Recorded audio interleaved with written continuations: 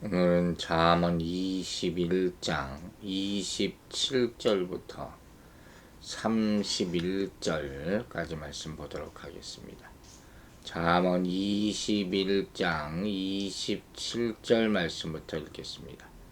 악인의 재물은 본래 가증하거든 하물며 악한 뜻으로 드리는 것이랴.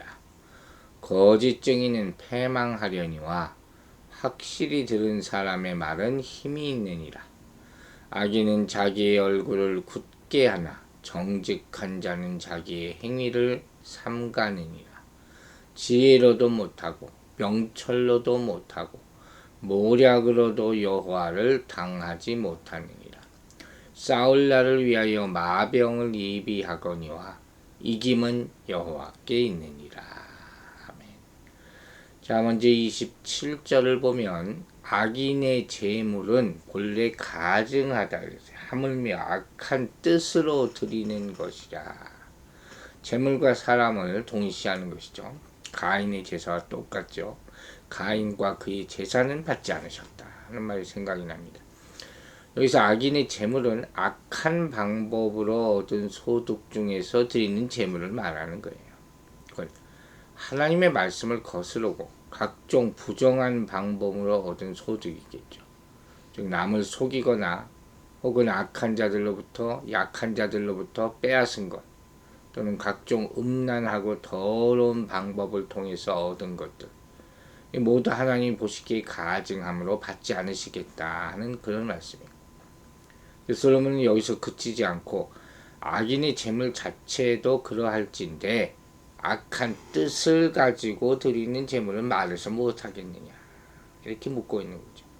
즉 재물이라는 것은 그 사람의 마음의 표현이거든요. 이 재물 드리는 자의 동기와 목적이 하나님 보시기에 아름답지 못하면 그건 결코 연락될 수가 없다 하는 말씀이죠. 뿐만 아니라 겸손과 믿음, 자신의 죄에 대한 회개의 심령 없이 그저 형식적으로 혹은 마지못해서 드리는 제사와 더지 예배도 결코 하나님이 받지 않으신다. 하나님이 기쁘시게 할 수 없기 때문에.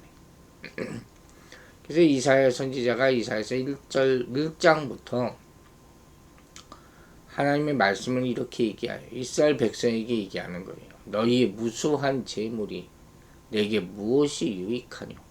나는 수양의 번제와 살찐 짐승의 기름에 배불렀고 나는 숫송아지나 어린 양이나 수염소의 피를 기뻐하지 아니하노라. 11절 말씀이에요. 또 헛된 재물을 다시 가져오지 말라. 분향은 나의 가증이 여기는 바요. 월삭과 안식일과 대회로 모이는 것도 그러하니 성회와 흘러 악을 행하는 것을 내가 견디지 못하겠다. 이 정도까지 하나님이 말씀하셨어요. 이런 말씀은 오늘날 교회 가운데 널리 퍼져 있는 황금만능주의와 형식주의, 기복주의, 공로주의 이런 생각들의 경종을 울리는 말씀이죠. 즉 자신의 부와 영광을 드러내는 것, 더 많은 축복을 받기 위한 방편으로 심지어 자신의 죄를 감추기 위해서 드리는 제사. 제사만 드리면 다 끝나는 것으로 생각해. 교회 왔다 가면 다 끝나는 것으로 생각해. 이게 결코 하나님께서 기뻐하시는 제사가 될 수 없다는 거예요. 오히려 진노의 대상이 될 뿐이다. 그렇기 때문에 우리는 하나님께서는 제사와 예배 이전에 먼저 우리의 바른 자세와 삶을 요구하고 계신다 하는 사실을 알아야 되는 것이죠. 예배 달랑 1시간 드리고 온다고 해서 여러분 죄가 사해지는 게 아니에요. 그런 생각부터가 잘못된 것이죠. 28절을 보면 거짓 증인과 확실한 증인을 대비시키는 거죠. 그래서 올바른 증언의 중요성을 교훈하고 있어요. 본문에 나오는 패망하려니와 하는 말은 멸망한다, 소멸한다는 뜻으로 인격체와 비인격체 모두가 주어를 취할 수가 있는 그런 말씀이죠. 한글 개역 성경을 보면 본문에서 주어를 거짓 증언 증인이라는 인간으로 표현하고 있는데 거짓 증인은 물론 거짓 증거라고 번역할 수도 있다는 거예요. 복합적인 의미를 갖는 것이죠. 그래서 한글 개역 성경이 말하는 것과 또 거짓 증인 혹은 거짓 증언 다 사용될 수 있다는 거예요. 또 여기 보면 확실히 들은 사람이라는 말이 있어요. 어떤 상황을 직접 보고 들었다 하는 그런 의미겠죠. 그러니까 이런 사람이 확실히 보고 들은 사람이 하는 말은 어떤 사람의 말보다도 정확하지 않겠습니까? 그러므로 이런 사람의 말은 그렇지 못한 자의 말과 다를 수밖에 없다는 거예요. 그러니까 이것을 이러한 다른 점을 힘이 있다 이렇게 구별해서 말합니다. 직역하면 탁월하게 혹은 영원히라는 뜻이에요. 즉 하반절은 자신이 보고 들은 것을 말하는 증인의 말은 상반절에서 말하는 바 거짓 증인이 곧 소멸된 것과는 달리 영원한 효력이 있다는 것이죠. 증인의 중요성을 강조하고 있는 그런 말씀이죠. 29절을 보면 악인은 자기 얼굴을 굳게 하나 정직한 자는 자기의 행위를 삼가느니라. 그래서 굳게 한다는 말은 원래 강하다 혹은 견고하다는 의미인데 이것이 단어가 사역형으로 사용될 때는 부끄러움을 모른다는 의미를 가지게 되는 거예요. 즉 서양 사람들이 뻔뻔한 사람을 가리켜서 놋과 같은 얼굴, brazen face라는 말을 부르거든요. 우리 또한 이런 표현 있잖아요. 철면피라고 부르는 거 같은 맥락이죠. 이런 표현을 통해서 알 수 있듯이 악한 자들은 그 얼굴이 놋처럼 단단해서 죄를 짓고도 도무지 부끄러워할 줄 모르는 후안무치한 또 속성을 가지고 있다는 거죠. 여러 가지 한자 성어도 많아요. 반면 정직한 자는 그 행위를 삼간다 그랬어요. 즉 마음이 바르고 정직한 자는 항상 자신의 행위를 살펴서 잘못된 것이 있으면 즉시 부끄러운 마음으로 고치고 다시는 그러한 잘못을 반복하지 않도록 힘쓴다는 거예요. 솔로몬이 이러한 본문을 통해서 죄를 짓고도 도무지 이를 부끄러워할 줄 모르는 악한 자들과 행여 조그마한 죄라도 범할까 해서 늘 조심하는 의로운 사람의 모습을 분명하게 대조해서 설명하고 있는 것이죠. 좋은 예를 하나 제가 들게요. 어떤 목사님이 설교 도중에 죄의 무서움과 그로 인한 짐이 얼마나 무거운지 그걸 설명을 열심히 했습니다. 그런데 설교 끝나고 와서 한 청년이 목사님에게 찾아와서 물어봤어요. 목사님은 죄의 짐이 참으로 무겁다고 말씀하셨는데 왜 저는 그 무게를 전혀 느끼지 못하겠습니까? 참 기가 막힌 질문이죠. 목사님께서 이렇게 대답해 주셨어요. 여보게, 만일 시체 위에 엄청나게 큰 돌을 놓아 올려놓으면 그 시체가 뭐라고 그러겠나? 과연 무겁다고 얘기하겠나? 아니죠.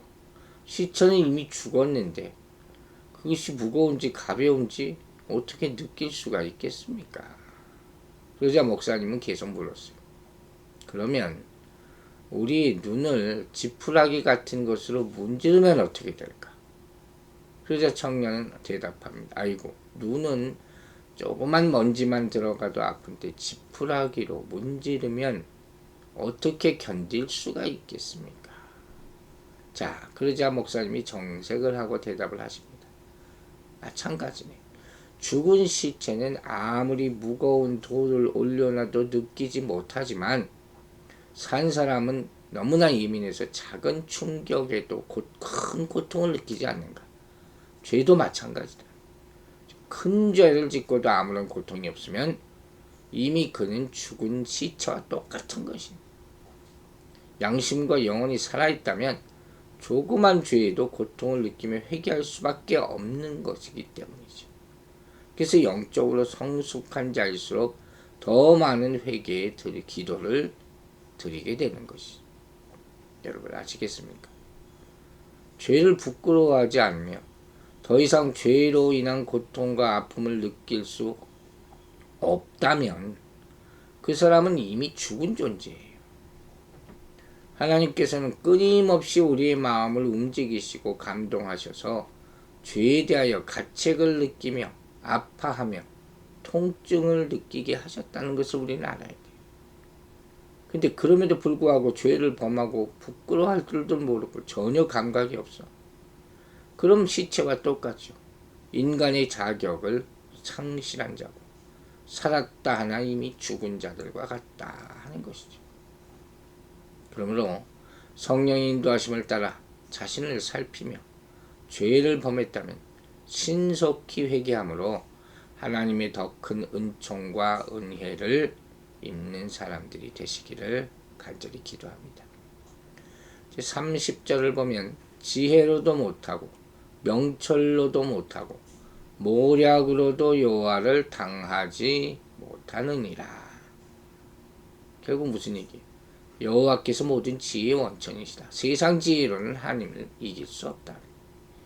그래서 지혜로도라는 말은 제사장의 옷을 만드는 기술이나 숙련된 금속공예 기술 혹은 탁월한 지도력 같은 전문적인 기술을 말하는 거예요. 원어적으로. 또 명철이라는 말은 외국어를 도무지 알아듣지 못하는 이스라엘 백성들의 무지를 가리킬 때 사용된 말로서 잘 드러나는 것처럼 실용적인 이해력을 뜻하는 의미를 가지고 있어요. 끝으로 모략이라는 것은 이드로가 제사장 모세를 향해 조언해 주었던 것 같은 그런 지혜로운 계획을 뜻하는 말씀이거든요. 이 세 단어는 다 그 의미에 있어서는 약간의 차이를 지닐지 모르지만 모두 인간의 지성적인 능력과 관련된 것이라는 거예요. 또 이 세 단어들은 인간의 구체적인 삶의 자리와 전 인격의 실제적인 유익을 주는 그런 자질들을 나타내는 단어라는 거예요. 유사한 의미를 가지고 있다고 할 수 있어요. 어쨌든 이 말들은 인간의 어떤 지혜로도 하나님을 결코 당해낼 수 없다 하는 걸 강조하는 것이죠. 또 역으로 말하면 여호와의 지혜의 우월성을 삼중으로 강조하는 것으로 볼 수 있는 거예요. 인생에 대한 여호와의 절대 주권을 부각시키는 그런 표현이다 하는 것이죠. 하나님이 하시는 일을 어찌 비판할 수 있겠습니까? 원망해서도 안 된다. 절대 순종만이 살 길이다 하고 말하는 것이죠. 31절을 보면 싸울 날을 위하여 마병을 예비하거니와 이검은 여호와께 있느니라. 이김은 여호와께 있다.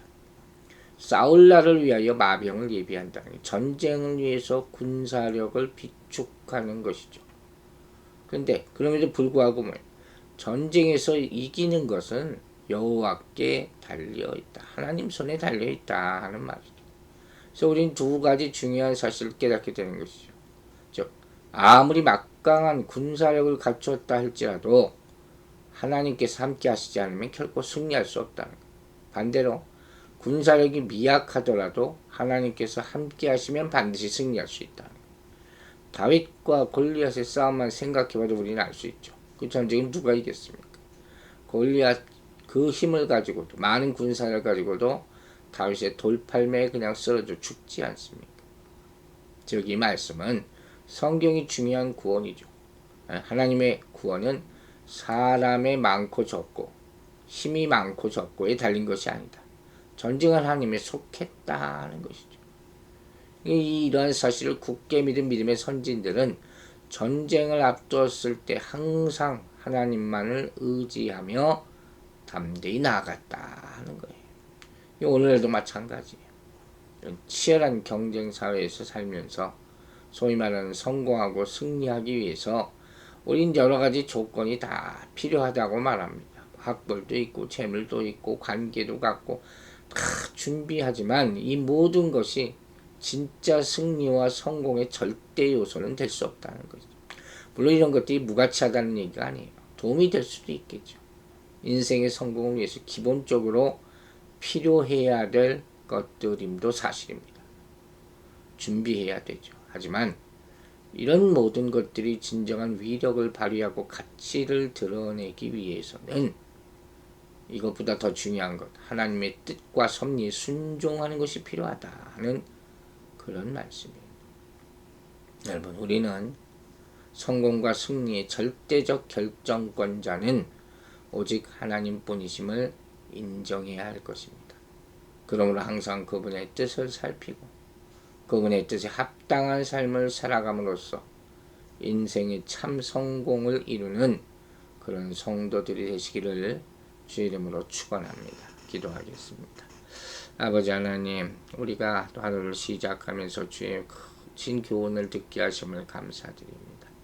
우리가 항상 죄된 자리에 있지 말게 하여 주시고 마음의 중심에 하나님을 모시고 거룩한 뜻에 따라서 살게 하여 주시옵소서. 전쟁은 주의 것이니 했습니다.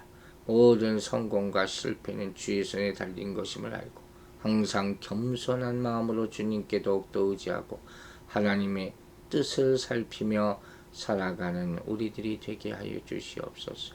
오늘 하루도 여러가지 많은 일들이 일어날 터인데 그 내가 상상하지 못했던 일이 있다 할지라도 당황하지 말게 하시고 순간순간 하나님의 지혜를 구하면서 선한 뜻 안에서 주의 뜻을 이룰 수 있는, 그래야 영광 올리고 감사하고 찬양하는 하루가 될 수 있도록 역사하여 주시옵소서.